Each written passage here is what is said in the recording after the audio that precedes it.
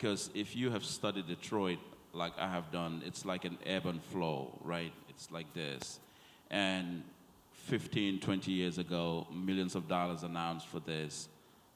Now we're at a point where it's like, I feel like it's, there's this adrenaline rush to, announce the next big thing. And when you do an assessment back in terms of all the dollars that were invested, and the report that keeps coming out is like a gut punch, right?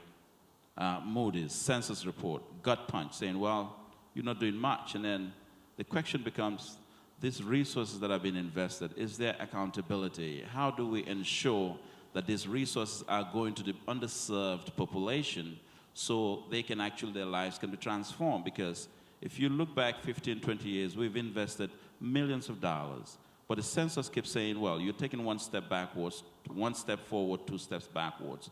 So it comes back to resources, like, what are we doing? Bankley, I think the key is with all this development that's going on in the city of Detroit, how do we increase participation from those who normally don't have access to those jobs? And so, I could just describe what we're doing is, for example, we've started reaching into the high schools like Cody Rouge and Osborne, which are pretty tough neighborhoods, and getting with those students and starting to teach them basic skills of how to work at a large corporation like DT Energy. So right now, I think we're up to about 150 students that are participating in this program.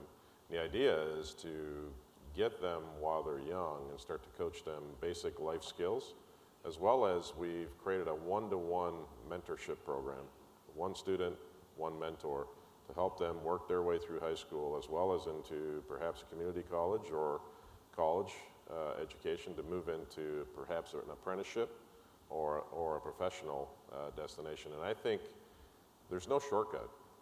I think this is one student at a time, one person at a time, and I think we need to continue to build out scale in these programs. Summer student programs, another way to start giving access and exposure.